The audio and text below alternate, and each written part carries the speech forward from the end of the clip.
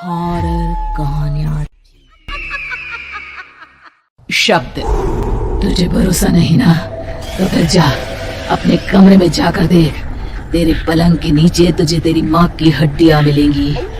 प्रभात दौड़कर अपने कमरे में जाता है और अपने पलंग के नीचे देखता है। वहाँ पर सचमुच एक कंकाल पड़ा हुआ था और उसके शरीर पर जो कपड़े थे वो प्रभात की माँ के थे। क्या बात है, आज तो आप सुबह से ही बहुत बिजी हैं।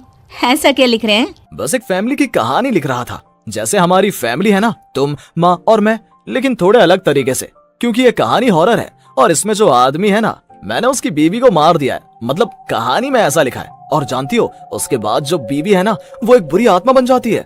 क्या बेटा, इस तरह की डरावनी कहानियां क्यों लिखता है तू? जानता है ना, हम जो सोचते हैं, जो लिखते हैं, हमारा दिमाग पूरा दिन वैसा ही होता रहता है। माँ, परेशान होने वाली क्या बात है? राइटर हूँ मैं, मेरा तो काम है कहानियां लिखना। और वैसे भी ये सिर्फ एक कहानी है माँ, कोई सच नहीं है। उसके बाद कुछ दिन बीत जाते हैं। एक रात प्रभात को अपने ऑफिस से लौटने में देरी हो जाती है। रात के लगभग 12 बजे हुए थे। प्रभात जैसे ही अपने घर पहुंचता है, उसने देखा कि उसकी पत्नी दुर्गा डाइनिंग टेबल पर उसका इंतजार कर रही है। आ गए आप? कब से आपका इंतजार कर रही थी। देखिए ना, खाना भी ठंडा हो गया है। अरे दुर्गा, आज तुमने अपने इतने लंबे लंबे बालों को खोलकर क्यों रखा है? तुम तो हमेशा अपने बाल बांध कर रखती हो। वो क्या है ना प्रभात, जब इंसान अपनी जिंदगी से मुक्त हो जाता है ना, तो उसे दूसरे सारे बंधन खोल देने चाहिए। इसलिए मैंने अपने बालों के बंधन भी खोल दिए। ये तुम किस तरह की बातें कर रही हो? तुम ठीक तो हो? मैं बिल्कुल ठीक हूँ प्रभात। अच्छा चलो खाना खाओ। वो क्या है ना दुर्गा, मुझे भूख नहीं है। ऑफिस में कुछ खा लिया था। कोई बात नहीं, मैं तुम्हारे लिए एप्पल काट देती हूँ, एप्पल खा लो। नहीं दुर्गा, मुझे नहीं खाना है, मेरा मन नहीं है यार। तभी अचानक से दुर्गा अपने हाथ में एक बड़ा सा चाकू लेकर प्रभात पर हमला कर देती है। प्रभात अपने आप को बचाने की कोशिश करता है। आज मैं तुझे नहीं छोड़ूंगी, तुझे अपने साथ लेकर जाऊंगी अपनी दुनिया में। ये क्या बोल रही हो तुम? तुम्हारा दिमाग खराब हो गया है। आखिर तुम हो कौन? दुर्गा अपनी गर्दन टेढ़ी करते हुए बोलती है। मैं दुर्गा हूँ, तुम्हारी पत्नी। ध्यान से देखो मेरी आंखों में। प्रभात बुरी तरह से डर जाता है और घबराहट में वो चाकू अपनी पत्नी के पेट में मार देता है। उसकी पत्नी की वहीं के वहीं मौत हो जाती है और उसकी चीख की आवाज सुनकर उर्मिला दौड़ते हुए बाहर आती है। ये तुमने क्या किया प्रभात? तुमने अपनी पत्नी का खून कर दिया। लेकिन तू तो उसे बहुत प्यार करता था बेटा। तूने बहू को क्यों मार डाला? माँ, ये आपकी बहू नहीं थी, इसके अंदर कोई बुरी आत्मा घुसाई थी। मैं नहीं जानता ये सब कैसे हो गया, लेकिन वो मुझ पर हमला कर रही थी, मुझे मारने की कोशिश कर रही थी। माँ, मैंने कुछ नहीं किया। ये तूने क्या कर दिया बेटा? दुर्गा ने मुझे कहा था कि वो तेरी कहानी को उस कैरेक्टर की तरह एक्टिंग करके तुझे डराने की कोशिश करेगी। अरे वो तो तेरे साथ मजाक कर रही थी। हे भगवान, ये क्या हो गया? इसका मतलब दुर्गा। लेकिन माँ, मैंने जो कहानी लिखी थी उसमें भी ऐसा ही हुआ था। उस औरत ने अपने पति के साथ मजाक किया और गलती से उसके पति ने उसके पेट में चाकू मार दिया। मेरी कहानी सच कैसे हो सकती है? माँ, मुझे बहुत डर लग रहा है। अब ये सोच, दुर्गा की लाश का क्या करें हम? अगर गलती से भी ये बात बाहर फैल गई ना, तो तुझे पूरी जिंदगी जेल की सलाखों के पीछे रहना पड़ेगा। एक काम करते हैं माँ, हम घर के पीछे वाले बगीचे में उसकी लाश को दबा देते हैं। अगर कोई पूछेगा तो कह देंगे कि उर्मिला अपने मायके गई और फिर एक दिन हम भी अचानक यहाँ से कहीं दूर चले जाएंगे। कोई नहीं आएगा हमें पूछने, कोई नहीं आएगा माँ, बाद में जो होगा हम देख लेंगे। प्रभात अपनी माँ उर्मिला की मदद से दुर्गा की लाश को अपने घर के बगीचे में गाड़ देता है। कुछ दिन तो ऐसे ही बीत जाते हैं, लेकिन एक दिन अचानक रसोई से आ रही कुछ आवाजें सुनकर प्रभात की नींद खुलती है। प्रभात ने देखा कि वहां पर एक लंबे बालों वाली औरत दूसरी तरफ चेहरा करके खड़ी हुई थी। कौन है? कौन है वहां पर? अरे कौन हो तुम? मैं दुर्गा हूँ प्रभात। क्या हुआ, मुझसे इस तरह के सवाल क्यों कर रहे हो तुम? तुम दुर्गा नहीं हो सकती। दुर्गा तो... प्रभात, मैं तुम्हारी पत्नी हूँ, तुम मुझे कैसे भूल सकते हो? 4 दिन के लिए मायके क्या चली गई? तुम तो मुझे भूल ही गए। अब अगली बार ना मैं कहीं नहीं जाऊंगी। पता चला तुमने तो मुझे पहचानने से ही इनकार कर दिया। नहीं, तुम दुर्गा नहीं हो सकती। तुम दुर्गा हो ही नहीं सकती। मैं जानता हूँ ये सब क्या हो रहा है। मैंने अपनी कहानी में लिखा था कि उस आदमी की पत्नी की मौत के बाद एक बुरी आत्मा उसका रूप लेकर उसके घर में आ जाती है। तुम वही हो ना? और अचानक से खूबसूरत दुर्गा का चेहरा काला पड़ जाता है। उसकी आंखें लाल हो जाती हैं और पूरे शरीर पर बाल, लंबे नुकीले नाखून, उसके दोनों पैर उल्टे हो जाते हैं और बेहद डरावनी आवाज में वो चिल्लाकर कहती है, बुरी आत्मा, मेरा खून करके मुझे अपने ही घर में गाड़ कर तू मुझे बुरी आत्मा कह रहा है? मैं तुझे छोड़ूंगी नहीं। और अचानक से प्रभात के घर में बेहद डरावनी आवाजें गूंजने लगती हैं।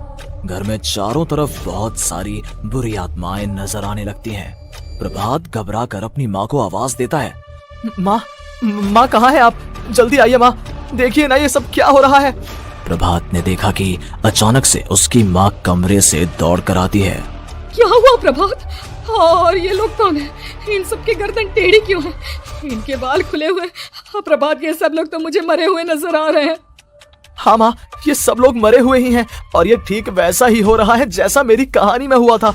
लेकिन मेरी कहानी के हिसाब से तो आप भी। अचानक से उर्मिला का रूप बदल जाता है। वो भी एक डरावने साए की तरह बन जाती है और बेहद डरावनी आवाज में चिल्ला चिल्ला कर कहती है, मर गई तेरी माँ। जानता है, कल रात जब तू सो रहा था ना, तो मैंने उसके शरीर का सारा खून पी लिया। अब बस हड्डियां बची है उसके शरीर में। नहीं, ऐसा नहीं हो सकता, ऐसा बिल्कुल नहीं हो सकता। मेरी माँ नहीं मर सकती। तुझे भरोसा नहीं ना, तो फिर जा अपने कमरे में जाकर देख। तेरे पलंग के नीचे तुझे तेरी माँ की हड्डियां मिलेंगी। प्रभात दौड़कर अपने कमरे में जाता है और अपने पलंग के नीचे देखता है। वहां पर सचमुच एक कंकाल पड़ा हुआ था और उसके शरीर पर जो कपड़े थे वो प्रभात की माँ के थे। माँ, अब मुझे कुछ करना पड़ेगा। लेकिन मेरी कहानी में लिखा था कि माँ की मौत मेरे हाथों से होगी, पर माँ तो पहले ही मर चुकी है और वो बुरी आत्मा मुझे भी मार देगी। नहीं, इससे पहले कि वो मुझे कुछ करे, मुझे उसका काम खत्म करना होगा।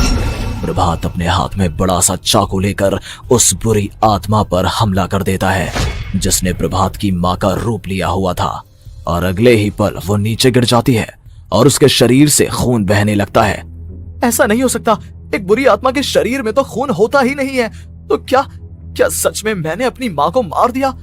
लेकिन अभी कुछ देर पहले तो फिर वो कंकाल किसका है? और ये कौन है? मैं पागल हो जाऊंगा। और अपनी माँ की लाश, इसका मैं क्या करूं? लोग पूछेंगे तो मैं क्या जवाब दूंगा?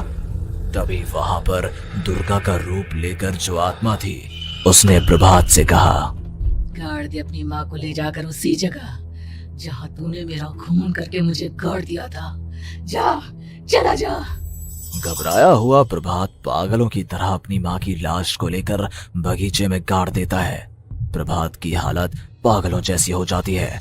वो अपने आप को अपने घर में बंद कर लेता है। कहानी के हिसाब से तो आगे ये हुआ था कि कहानी लिखने वाले ने उन बुरी आत्माओं से डरकर आत्महत्या कर ली थी। तो क्या मैं भी मर जाऊंगा? क्या मैं भी आत्महत्या कर लूंगा?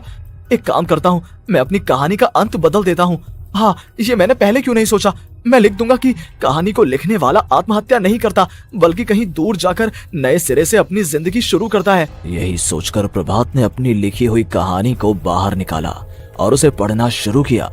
ये देखकर वो हैरान रह गया कि कहानी का क्लाइमैक्स तो किसी ने पहले ही बदल दिया था। ये क्या? इसमें तो लिखा हुआ है कि आखिर में उस लेखक की पत्नी और माँ दोनों बगीचे में जिंदा दफन थे। बुरी आत्माओं ने उनको कैद करके रखा था और वो लेखक अपनी माँ और पत्नी दोनों को जिंदा बाहर निकाल लेता है। लेकिन ये सब लिख किसने दिया? प्रभात दौड़कर बगीचे में जाता है और वहां पर खुदाई करना शुरू कर देता है। प्रभात देखता है कि वहां पर लकड़ी के 2 बड़े संदूक हैं और उनके अंदर से आवाजें आ रही हैं। प्रभात बचा लो मुझे। अगर थोड़ी देर और हो गई तो वो मुझे छोड़ेगी नहीं।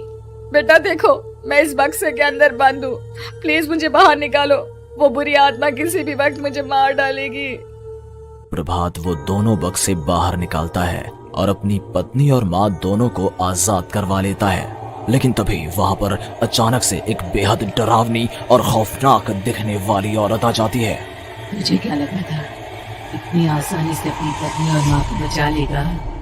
बस 5 मिनट और उसके बाद अमावस का चांद आसमान में आने ही वाला है। लेकिन तूने इन दोनों को बाहर निकाल लिया, अब तुझे मरना होगा।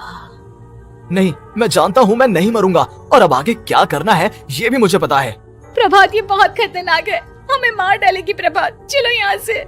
नहीं दुर्गा, अब मुझे अच्छी तरह से पता चल चुका है कि इस बुरी आत्मा से हम कैसे पीछा छुड़वा सकते हैं।